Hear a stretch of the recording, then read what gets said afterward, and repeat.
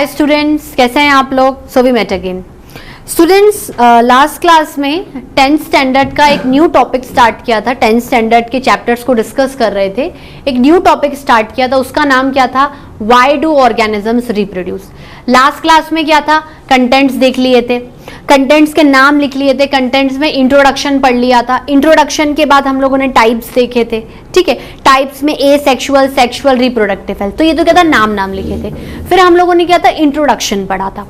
Introduction के आगे अगर कंटिन्यू की बात करें तो मैंने आपको बोला कि रिप्रोडक्शन एक बहुत इंपॉर्टेंट लाइफ प्रोसेस है जो कि एक लिविंग ऑर्गेनिज्म अपने जीते जी करेगा, मतलब लाइफ स्पैन की ड्यूरेशन में करेगा।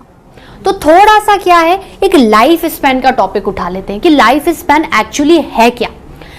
लाइफ स्पैन करने के बाद हमारा इंट्रोडक्शन वाला टॉपिक क्या हो जाएगा? प्रॉपरली कंप्लीट हो जाएगा। Then we will jump into the types of reproduction. ठीक है, किसकी बात कर रही हूं मैं? Life span. लाइफ स्पैन का मतलब क्या होता है? ठीक है, life span.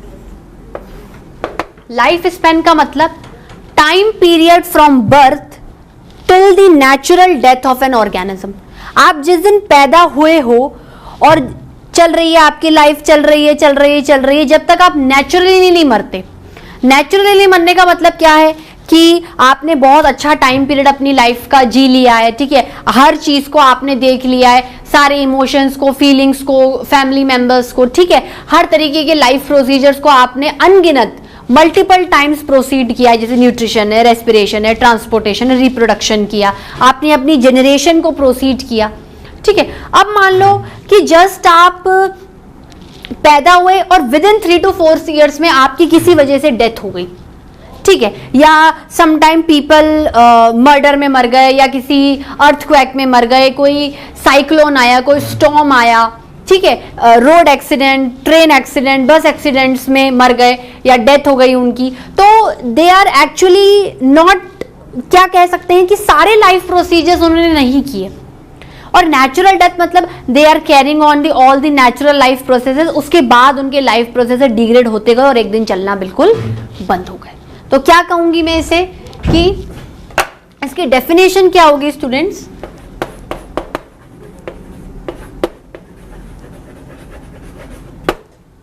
Time period from birth till natural death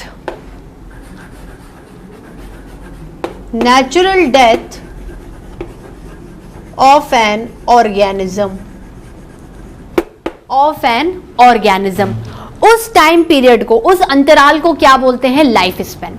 अब देखो, आपका जैसे पैरेट है, तोता होता है, उसका अगर आप लाइफ स्पैन मतलब कितनी एज तक वो जीता है, नेचुरल डेथ तक, उसकी लाइफ स्पैन होती है 170 ईयर्स। बहुत है, ठीक है।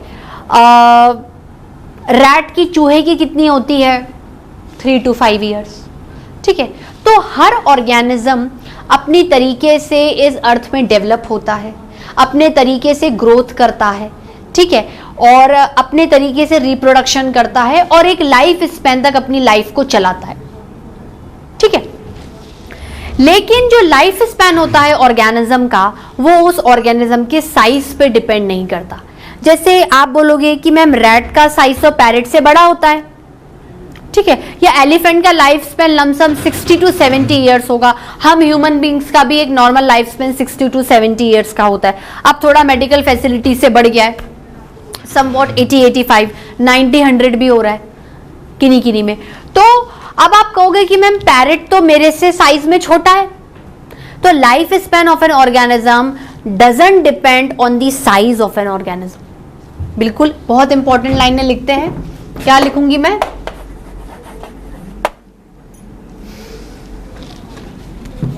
लाइफ स्पैन क्या लिखूंगी स्टूडेंट्स में?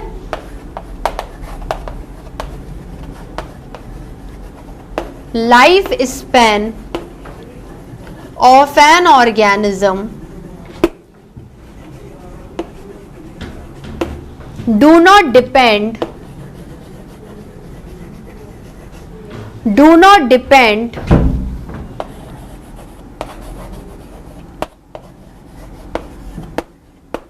On the size of an organism, on the size of an organism. ठीक है, अब हम लोग क्या करते हैं, एक टेबल बनाते हैं, यहां पर ऑर्गेनिज्म का नाम लिखते हैं, यहां पर उसका लाइफ स्पैन लिखते हैं, थोड़े बहुत एग्जांपल्स की फॉर्म में, क्योंकि कभी कभार 10th स्टैंडर्ड में आपको ये एक शॉर्ट नोट, एक शॉर्ट ऐसे की फॉर्म में ये टॉपिक क्या है पूछा जा सकता है। ठीक है, तो क्या देखते हैं, examples of some example of some organism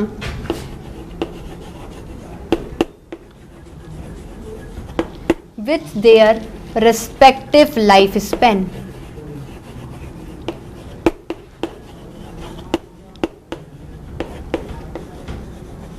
with their respective lifespan। ठीक है स्टूडेंट्स, देखते हैं यहां पर क्या लिखेंगे हम, इधर एक तरफ तो ऑर्गेनिज्म,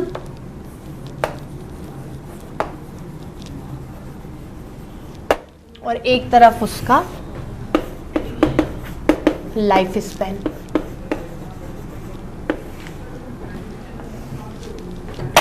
ठीक है, बात स्टार्ट करें। जैसे हम हाउस फ्लाई, ये जो मक्खियां हमारे घर में घूमती हैं, इनका लाइफ स्पैन क्या होता है, 1 to 4 days। ठीक है, वैसे इतनी रेमेडीज करते हैं, ऑल आउट, ओडोमॉस, पता नहीं क्या क्या जला लेते हैं, वो वैसे ही नहीं जी सकती हैं, तो 1 to 4 days। ठीक है, उसके बाद डॉग का कितना होता है, डॉग का होता है 13 to 16 years, 13 to 16 years। ठीक है, उसके बाद रैट, चूहा, रैट का कितना लाइफ स्पैन हो सकता है, रैट का होता है 3 to 4 years। ये ये जो YRS है, ये ईयर्स का शॉर्ट फॉर्म है। ठीक है, लाइक दैट। ठीक है, और हम ह्यूमन बीइंग्स का,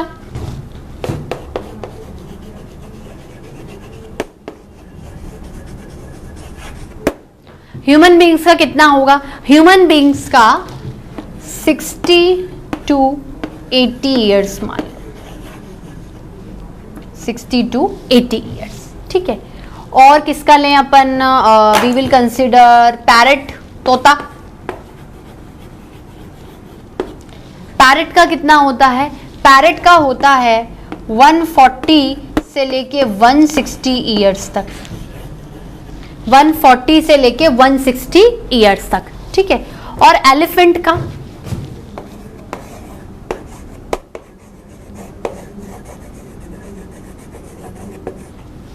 एलिफेंट का कितना होता है, एलिफेंट का 60 to 70 ईयर्स। ठीक है स्टूडेंट्स, इतना नोट डाउन करिए। स्टूडेंट्स नोट डाउन किया, चलिए आगे देखते हैं। अब देखो, रिप्रोडक्शन में जो पहला कंटेंट था इंट्रोडक्शन, वो कवर अप हो चुका है, हो गया वो। अब आगे क्या पढ़ें, अब हम दूसरा टॉपिक स्टार्ट करते हैं। क्या दूसरा टॉपिक है, टाइप्स ऑफ रिप्रोडक्शन। क्या था students, types of reproduction.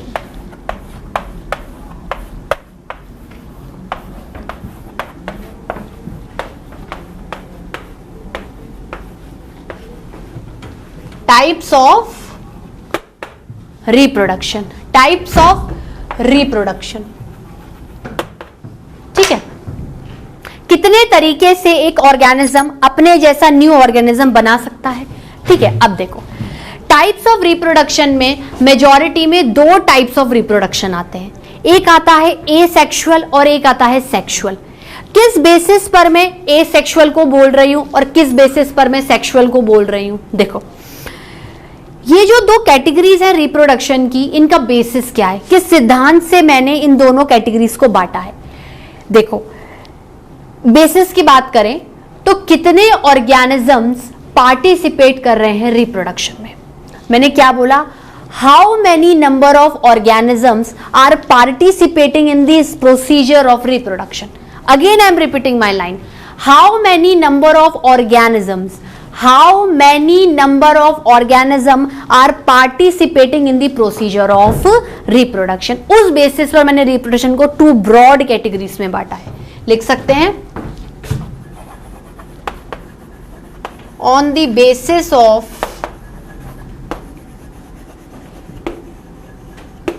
number of organisms, on the basis of number of organism participating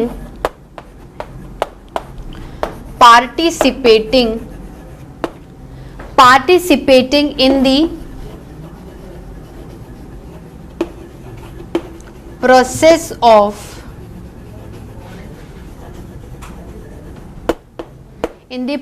of reproduction, there are two main types of reproduction.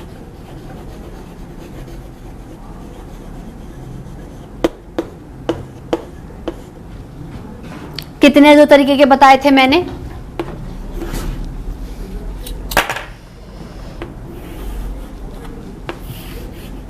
पहला क्या है स्टूडेंट्स?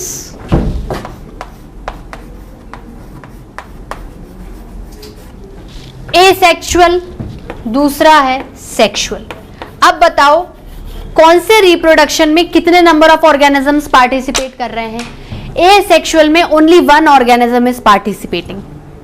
एसेक्सुअल में क्या है? Only 1 organism is participating in reproduction. एक ही organism है और organism इसको रिप्रोड्यूस करेगा, जो भी ऑफस्प्रिंग आएगा वो उसकी तरह दिखेगा. एक ही ऑर्गेनिज्म की नीड है, एक ही ऑर्गेनिज्म की पार्टिसिपेशन है, एक ही ऑर्गेनिज्म की इन्वॉल्वमेंट है.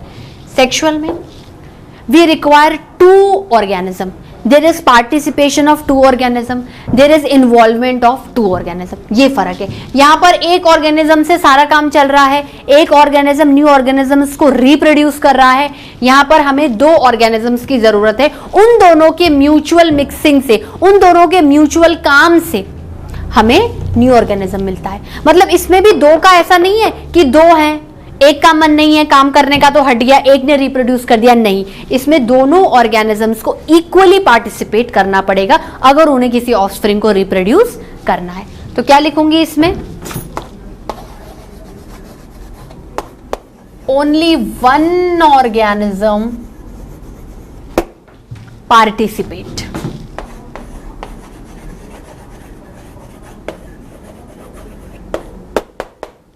ठीक है, इसमें क्या है? 2 organisms participate.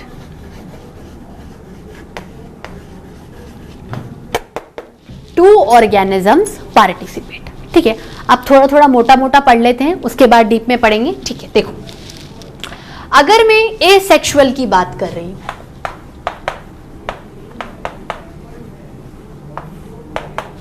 एसेक्सुअल की बात करें तो एक ही ऑर्गेनिज्म का इन्वॉल्वमेंट है, वही ऑर्गेनिज्म सब कुछ करेगा. बात क्लियर हुई? ये तो इजी सा है, कुछ समझने की जरूरत नहीं है. अगर हम सेक्सुअल की बात करें, सेक्सुअल में क्या है? We have 2 organisms. अब आप मुझे एक बात बताओ, ये 2 ऑर्गेनिजम्स का क्या कैरेक्टरिस्टिक होगा? दोनों ऑर्गेनिजम्स अपोजिट हैं. दोनों ऑर्गेनिजम्स क्या है? अपोजिट हैं. एक ऑर्गेनिज्म मेल होगा, लड़का होगा, एक ऑर्गेनिज्म फीमेल होगी, लड़की होगी. दोनों ऑर्गेनिजम्स क्या है? अलग अलग. दोनों के सेक्सेस क्या है? अलग अलग है. The sex term denote to sexual reproduction. तो इसमें क्या है? द 2 ऑर्गेनिजम्स, ठीक है, अपोजिट टू ईच अदर. अब ऐसा भी नहीं है कि बिल्कुल एक जैसे ले लें, अपोजिट टू ईच अदर.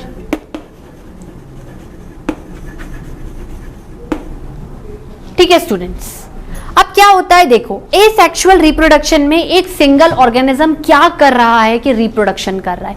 एक ऑर्गेनिज्म है. द मोड ऑफ रिप्रोडक्शन या the mode of asexual reproduction is simply cell division.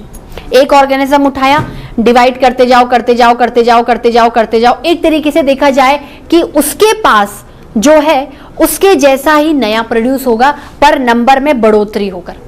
Cell आप डिवाइड करोगे तो आपको 1 से 2 मिलेंगे, फिर दोनों को इंडिविजुअली डिवाइड करो तो आपको 4 मिल जाएंगे, फिर 8, फिर 16, ऐसे क्या है नंबर बढ़ता जा रहा है, नंबर ऑफ ऑर्गेनिजम्स क्या है बढ़ते जा रहे हैं। एक्चुअली कहें तो सेल डिवीजन हो रहा है, सेल डिवीजन में माइटोसिस हो रहा है।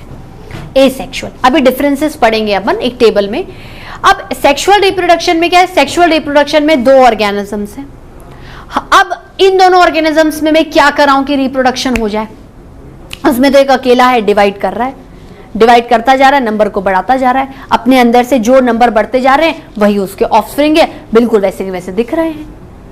एसेक्सुअल रिप्रोडक्शन में जो ऑफस्प्रिंग्स बनते हैं वो पेरेंट के क्लोन बन जाते हैं। उन ऑफस्प्रिंग को क्लोन बोल सकते हो। क्लोन मतलब जो बिल्कुल मॉर्फोलॉजिकली एंड जेनेटिकली आइडेंटिकल होते हैं।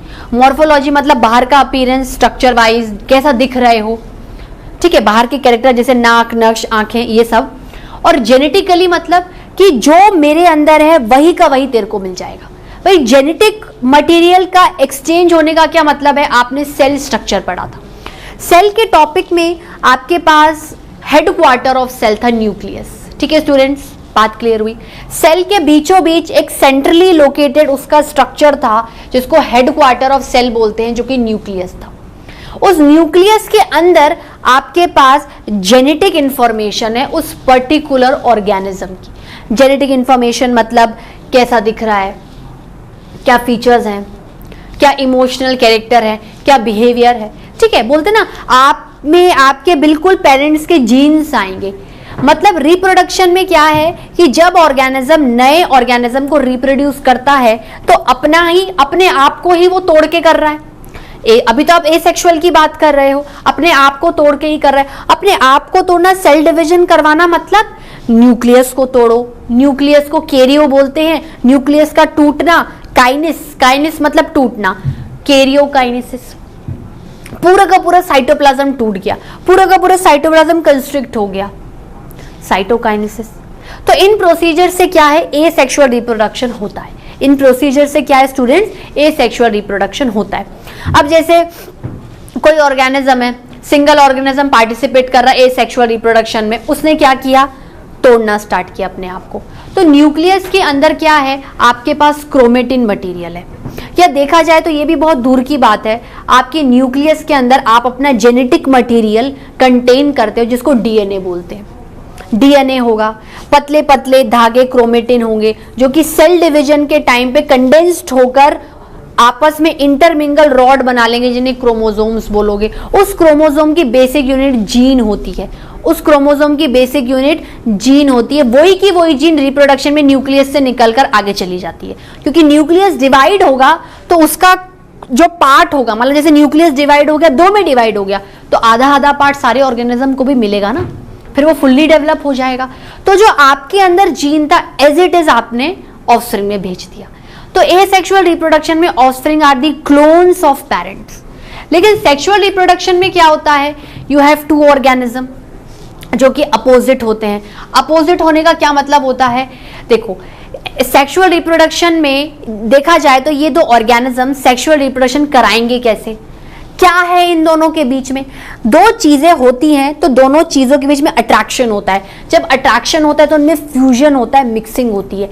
किसका फ्यूजन और मिक्सिंग होगी, गैमेट्स की, ठीक है। किसका फ्यूजन और मिक्सिंग होगी, गैमेट की। मतलब 2 ऑर्गेनिज्म है, मेल और फीमेल, तो मेल के पास उसका खुद का गैमेट होगा और फीमेल के पास उसका खुद का गैमेट होगा। मतलब मेल का मेल गैमेट और फीमेल का फीमेल गैमेट। जब दोनों में फ्यूजन होता है तो दोनों की क्या, गैमेट्स फ्यूज हो जाते हैं। दोनों के क्या हो जाते हैं, गैमेट्स फ्यूज हो जाते हैं। और उस गैमेट्स के फ्यूजन से एक न्यू ऑर्गेनिज्म बिल्कुल उनके जैसा बनता है। लेकिन सेक्सुअल रिप्रोडक्शन में क्या है कि जो न्यू ऑर्गेनिज्म बनेगा वो पेरेंट के कैरेक्टर तो इनहेरिट करेगा ही। भाई दोनों का अगर कहीं ना कहीं जो गैमेट्स हैं, गैमेट्स क्या होते हैं, गैमेट्स होते हैं सेक्स सेल्स। गैमेट्स क्या होते हैं, सेक्स सेल्स। मेल का मेल गैमेट या मेल सेक्स सेल बोलो, या फिर फीमेल का फीमेल गैमेट या फीमेल सेक्स सेल बोलो।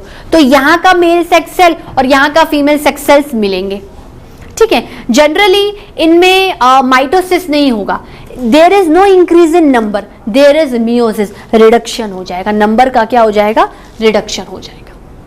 ठीक है, ये अपन क्या है, जब सेक्सुअल रिप्रोडक्शन डीप में पढ़ेंगे ना ये बातें, तब वहां डायग्रामेटिकली आपको समझ में आएंगी। अभी आप सिर्फ थोड़ा मोटा मोटा आइडिया ले सकते हो। ठीक है, तो सेक्सुअल रिप्रोडक्शन में you are dividing that particular organism which is participating, और सेक्सुअल रिप्रोडक्शन में आप जो दो ऑर्गेनिज्म के गैमेट से उनको फ्यूज कराओगे, उससे जो भी बनेगा वो लेटर ऑन ऑर्गेनिज्म में डेवलप हो जाएगा। ठीक है, तो मैं क्या कह सकती हूं, opposite to each other. Opposite to each other में क्या है, ये मेल है और ये फीमेल है। ठीक है, दोनों का क्या है, फ्यूजन हो रहा है। एक्चुअली दोनों में किसका फ्यूजन हो रहा है, ये थोड़ी कि मेल और फीमेल को भिड़ा दूंगी और एक नया ऑर्गेनिज्म आ जाएगा। No, there is fusion of gamete, not actually the fusion of organisms. ठीक है, देयर इज कांटेक्ट, कांटेक्ट होगा मेल और फीमेल का, लेकिन फ्यूजन किसका होगा, गैमेट्स का होगा। उनके कांटेक्ट होने के बाद उनके गैमेट्स का क्या हो जाएगा, एक्सचेंज हो जाएगा और फ्यूजन हो जाएगा। मेल गैमेट फीमेल गैमेट के साथ मिलकर क्या कर देगा, फ्यूज हो जाएगा। ठीक है, बात क्या होगी, मेल में यू हैव मेल गैमेट, क्योंकि एसेक्सुअल रिप्रोडक्शन में फ्यूजन का कॉन्सेप्ट नहीं है, तो there is no participation of gametes, there is no presence of gametes. ठीक है, लेकिन सेक्सुअल रिप्रोडक्शन में आपको फ्यूजन करवाना है। किसका फ्यूजन कराना है, दोनों ऑर्गेनिज्म में जो कंटेंट गैमेट्स हैं उनका फ्यूजन करवाना है। ठीक है, फीमेल गैमेट,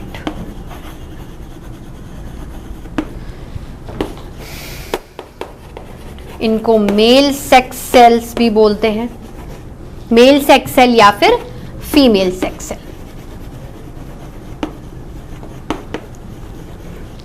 ठीक है स्टूडेंट्स, नोट डाउन करिए।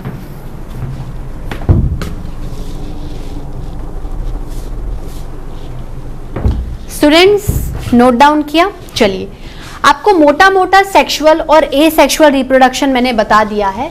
अब हम लोग क्या करते हैं, इन दोनों को अलग अलग पढ़ने से पहले इनकी एक टेबल बना लेते हैं कॉलम की फॉर्म में, क्योंकि एग्जामिनेशंस में आपसे डिफरेंसेस पूछते हैं, तो एट अ ग्लांस डिफरेंस देख लोगे, तो उसके बाद जब अपन इसको डीपली पढ़ेंगे एक एक को उठाकर, तो और जल्दी बात समझ में आएगी। ठीक है, तो देखते हैं आज इस लेक्चर में अपने कितने डिफरेंसेस हो पाते हैं।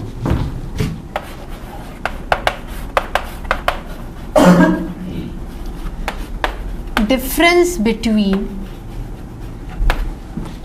किसके बीच में डिफरेंस देख रहे हैं, फर्क किसमें देख रहे हैं, कि एसेक्सुअल सेक्सुअल से किन कैरेक्टर्स को लेके फर्क में आता है, क्यों दोनों एक जैसे नहीं है। Difference between asexual and sexual reproduction.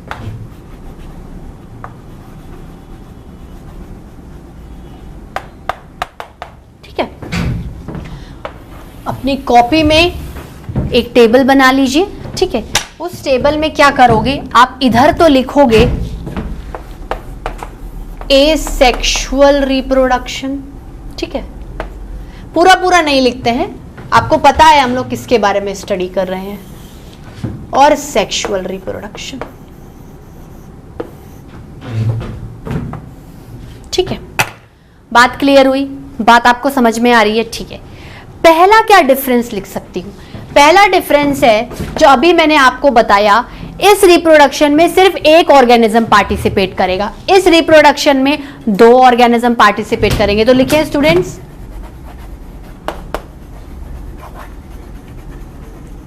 Only one organism participate. ठीक है, उसके बाद क्या है, two organisms participate, two organisms participate। ठीक है स्टूडेंट्स, अब एसेक्सुअल रिप्रोडक्शन में, एसेक्सुअल रिप्रोडक्शन को एपोमिक्सिस भी बोलते हैं। क्या बोलते हैं, एपोमिक्सिस। और सेक्सुअल रिप्रोडक्शन को एम्फीमिक्सिस भी बोलते हैं। एम्फी मतलब कुछ एक अलग सा, डिफरेंट। एपोमिक्सिस, देखो एपोमिक्सिस का मतलब क्या होता है, मिक्सिंग मत करवाओ, anything do but other than mixing. यहां पर किसी भी तरीके की मिक्सिंग और फ्यूजन होती है, नहीं होती है। ठीक है, यहां पर मिक्सिंग होती है और एक बिल्कुल अलग टाइप का ऑर्गेनिज्म प्रोड्यूस होता है। एम्फी मतलब मिक्सचर, एम्फी मतलब मिक्सचर, ठीक है। तो यहां पर क्या बोलेंगे,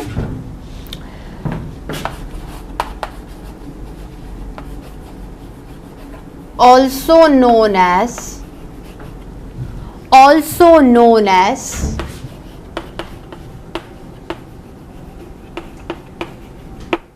एपोमिक्सिस, और इसमें also known as amphimixis. Apomixis, amphimixis, ठीक है।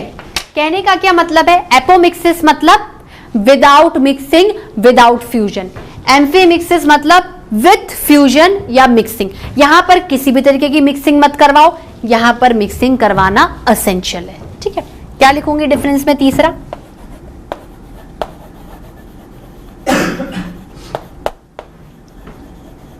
Without any mixing, without any mixing, और यहां पर इन्वॉल्व्स मिक्सिंग, इन्वॉल्व्स मिक्सिंग, ठीक है।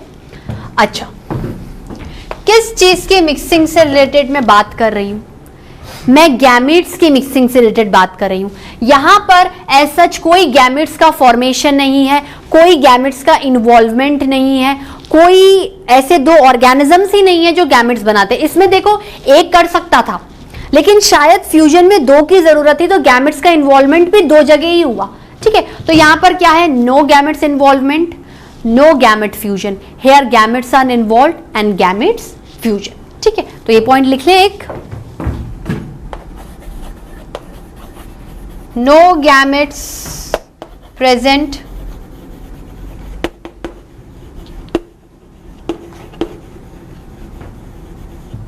so no fusion,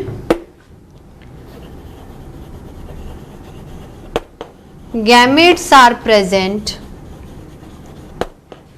in both organisms,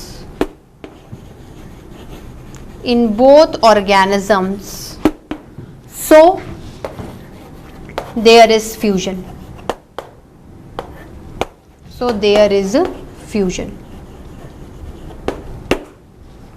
बात क्लियर हुई, बात समझ में आई, ठीक है।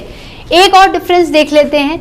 देखो, इसमें जो ऑर्गेनिजम्स पैदा होते हैं या इसमें जो ऑफस्प्रिंग्स पैदा होते हैं वो अपने पेरेंट ऑर्गेनिज्म में बिल्कुल आइडेंटिकल होते हैं, ठीक है। यहां पर जो ऑर्गेनिजम्स बन रहे हैं वो एकदम आइडेंटिकल नहीं होते, क्यों, क्योंकि उनमें वेरिएशन की प्रॉपर्टी आती है, वो कुछ नए कैरेक्टर्स डेवलप कर लेते हैं। तो कुछ कैरेक्टर पेरेंट जैसे दिखे, कुछ नए दिखे, तो आइडेंटिकल कॉपी तो नहीं हुए ना। इसलिए यहां पर एक पेरेंट का इन्वॉल्वमेंट है, यहां पर दो पेरेंट का इन्वॉल्वमेंट है। तो एक डिफरेंस और बना कि ये यूनिपेरेंटल हुआ, ये बाई पेरेंटल हुआ, ठीक है। ये एक लास्ट डिफरेंस देख लेते हैं, बाकी का अपन नेक्स्ट क्लास में देखेंगे। यूनिपेरेंटल, ठीक है, और ये बाई पेरेंटल।